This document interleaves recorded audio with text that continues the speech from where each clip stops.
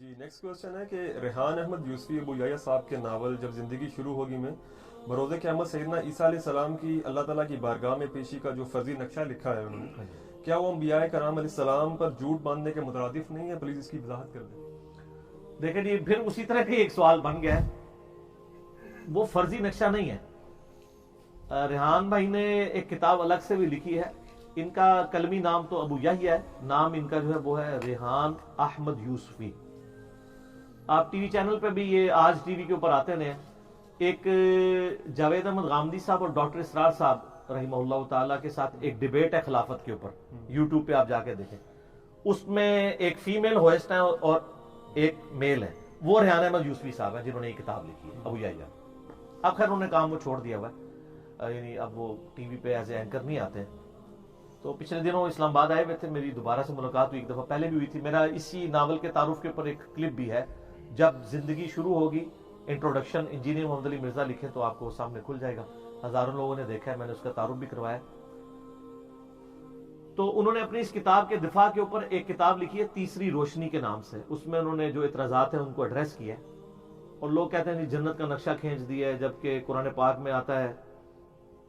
سورہ سجدہ میں کہ میں نے اپنے بندوں کے لیے وہ نعمتیں یعنی چھپا کے رکھی ہیں، یعنی جو ان کے دل کی ٹھنڈک ہیں لیکن وہ چھپی ہوئی ہیں، اور بخاری مسلم کے الفاظ ہیں کہ وہ ایسی نعمتیں ہیں جو نہ کسی آنکھ نے دیکھی، نہ کسی کان نے سنی، نہ کسی کے دل پر ان کا کھٹکا گزرا۔ تو کہتے ہیں جب کھٹکا ہی نہیں گزرا تو یہ پھر اس طرح کے فرضی نقشے کیوں بنا کے اس میں جنت کے پیش کیے گئے؟ تو سر یہ فرضی نقشے قرآن و سنت کی تعلیمات کی روشنی میں ہی پیش کیے گئے ہیں۔ اس کی وجہ یہ ہے کہ قرآن پاک میں جب حوروں کا کنسپٹ آتا ہے تو ظاہر ہے قرآن پاک بھی تو ایک نقشہ پیش کر رہا ہے نا کہ حور ہوگی، اب ظاہر ہے حور سے مراد کوئی میل تو نہیں ہے، ایک فیمیل ہے۔ پھر اس کا تعارف جس طرح کروایا گیا کہ وہ کماریاں ہوں گی، خاوند ان کی طرف اٹریکٹ ہوں گے جنتی، تو ظاہر ہے ایک میل اور فیمیل کے اٹریکشن کا وہ ذکر بھی آیا ہے۔ اس طریقے سے جنت کی نعمتوں کا ذکر آیا کہ جنتیوں کو فروٹ پیش کیے جائیں گے، تو وہ جب دیکھیں گے تو ان کو لگے گا یہ فروٹ ہم دنیا میں بھی کھاتے تھے، وہ ان سے ملتے جلتے ہوں گے لیکن ان کے ذائقے بہت اچھے ہوں گے۔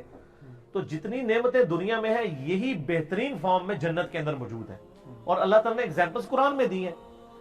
ان کے لیے کوئی ایک تمثیل بنا کے پیش کر لیتا ہے، اس کے اوپر کوئی شریف فتویٰ نہیں لگتا،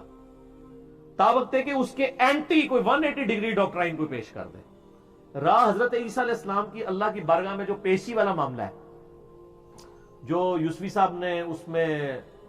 جو ہے وہ جب زندگی شروع ہوگی اس میں پیش کیا ہے، وہ آلموسٹ قرآن پاک کے اندر سورۃ المائدہ کے آخری رکوع کے اندر ڈسکس ہوا ہے۔ اس کو تھوڑا سا انہوں نے ڈرامائی انداز میں پیش کیا ہے، اور میں آپ کو بتاؤں جس انداز میں انہوں نے پیش کیا ہے نا، وہ معاملہ اس سے بھی زیادہ گمبھیر ہوگا، کیونکہ قیامت کا دن تو بہت سخت ہے۔ قرآن پاک میں آتا ہے وہ ایسا دن ہے کہ جو بچوں کو بوڑھا کر دے گا۔ سورۃ الحج کے سٹارٹ میں آتا ہے کہ جو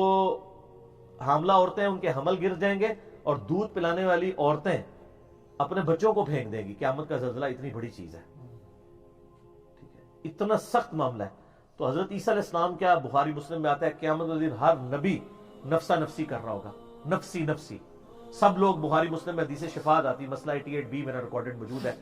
کہ سب لوگ جو ہے پہلے تو پریشان ہوں گے، اس کے بعد وہ مشورہ کریں گے کہ ہم اپنا سفارشی کو تلاش کرتے ہیں۔ حضرت آدم علیہ السلام کے پاس جائیں گے، وہ بھی کہیں گے نفسی نفسی، آج مجھے اپنی جان کی فکر ہے،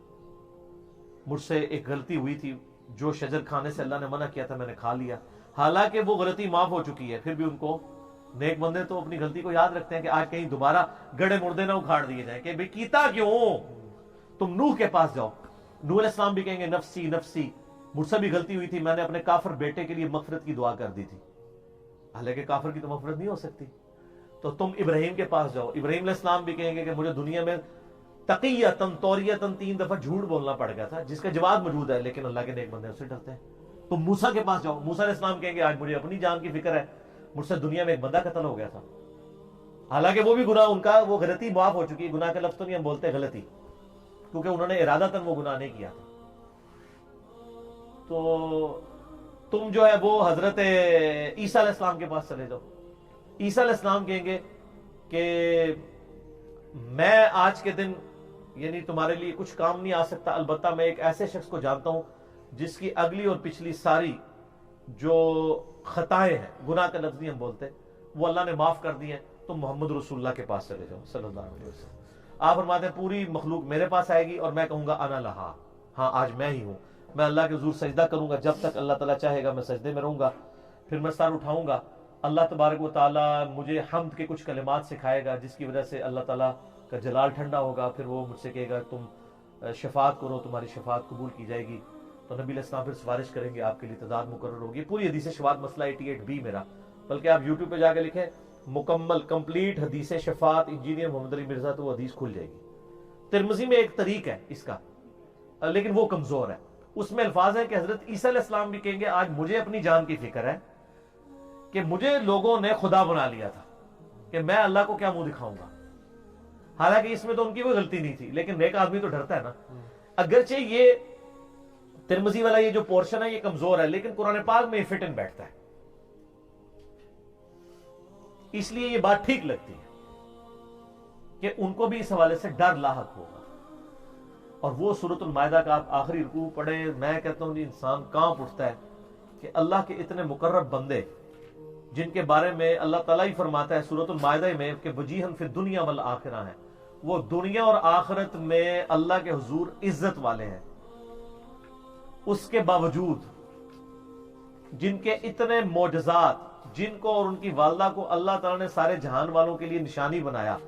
ان کا حال کیا ہے؟ سورۃ المائدہ کا آپ آخری رکوع پڑھ کے دیکھ لیں، یہ ہے آیت نمبر 116 سے لے کے 120 آنورڈ پورے کا پورا۔ اعوذ باللہ من الشیطان الرجیم۔ وَإِذْ قَالَ اللَّهُ يَا عِيسَى ابْنَ مَرْيَمَ، اور وہ وقت یاد کرو کہ جب عیسیٰ ابن مریم سے اللہ تعالیٰ فرمائے گا قیامت کے دن، أَأَنْتَ قُلْتَ لِلنَّاسِ اتَّخِذُونِي وَأُمِّيَ إِلَٰهَيْنِ مِن دُونِ اللَّهِ، اے عیسیٰ کیا تو نے لوگوں سے کہا تھا کہ لوگ تجھے خدا مان لیں اور تیری ماں کو مجھے چھوڑ کے؟ ہائے ہائے ہائے سر، یہ اس کے بعد وہ جو ابو یحییٰ صاحب نے اس میں نقشہ کھینچا ہے کہ حضرت عیسیٰ علیہ السلام بے ہوش ہو جائیں گے، واقعی وہ تو پھر رکت تو ہے ایسی، اللہ۔ اور اس کے بعد لکھتے ہیں کہ ان کو ہوش آئے گی تو وہ وہی، انہوں نے باقی الفاظ یہی نقل کیے ہیں، قال سبحانہ، وہ کہیں گے اللہ تو پاک ہے۔ اس میں کتنی پیاری بات ہے، اے اللہ میں اپنے آپ کو پاک نہیں سمجھتا، غلطی کر سکتا ہوں، انبیاء غلطی کر سکتے ہیں، گناہ نہیں کر سکتے، سبحانک تو تو پاک ہے، مراد یہ کہ مجھ سے غلطی ہو سکتی ہے لیکن میں وہ بڑا دعویٰ نہیں کرتا، ما یکون لی ان اقول ما لیس لی بحق، مجھے یہ کیسے شایع تھا کہ میں ایسا دعویٰ کر دوں جس کا مجھے حق ہی حاصل نہیں ہے، یہ میری تو اتھارٹی نہیں ہے، نہ میرا سٹیٹس ہے کہ میں لوگوں سے کہوں کہ میری عبادت کرو۔ ان کنت قلتہ فقد علمت، اگر بالفرض میں نے کوئی ایسی بات کی تھی اپنے ماننے والوں سے کہ میری عبادت کی جائے تو اللہ تیرے علم میں تو ہوگی وہ بات۔ اوئے ہوئے کانفیڈنس لوز ہے سر، جب نہیں کیا ہوا تو پھر اتنی آگے آرگومنٹس۔ جلال کا دن ہے، کیوں اس دن نام اللہ نے اپنا کیا نام رکھا ہے؟ القہار، لمن الملک اليوم للہ الواحد القہار، سورۃ المؤمن میں آتا ہے جسے سورہ غافر بھی کہتے ہیں۔ تعلم ما فی نفسی، اے اللہ تیرے علم میں ہے جو میں نے جی میں چھپایا ہوا ہے، ولا اعلم ما فی نفسک، اور مجھے نہیں پتا جو تیرے جی کے اندر ہے۔ تو میرے بارے میں اس وقت کیا فیصلہ کرنے والا ہے یا کیا سمجھتا ہے مجھے نہیں پتا،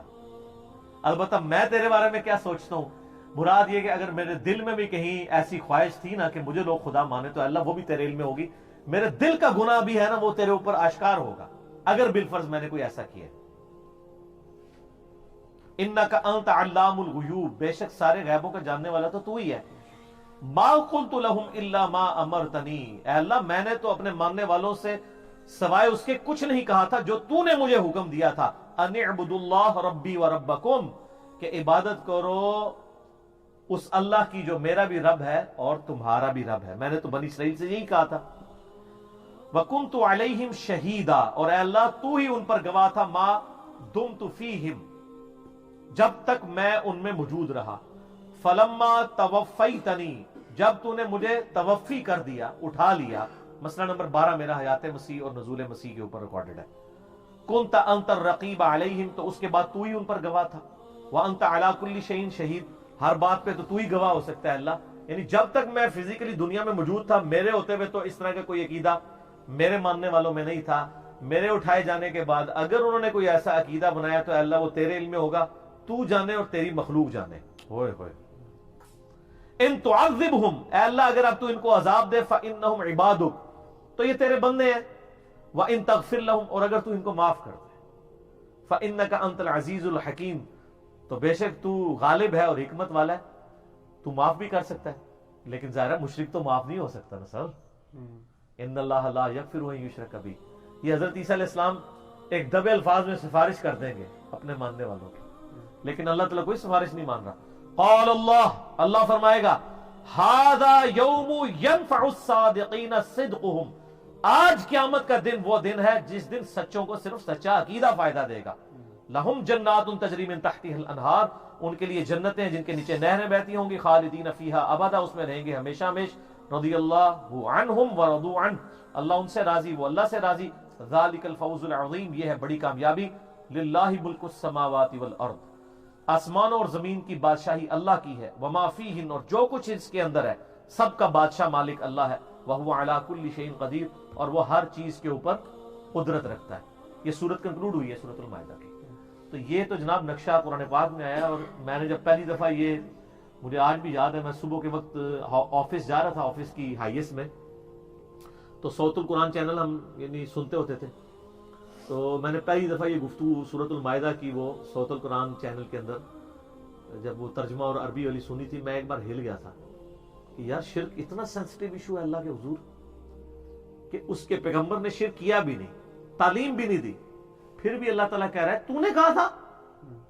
ہائے ہائے ہائے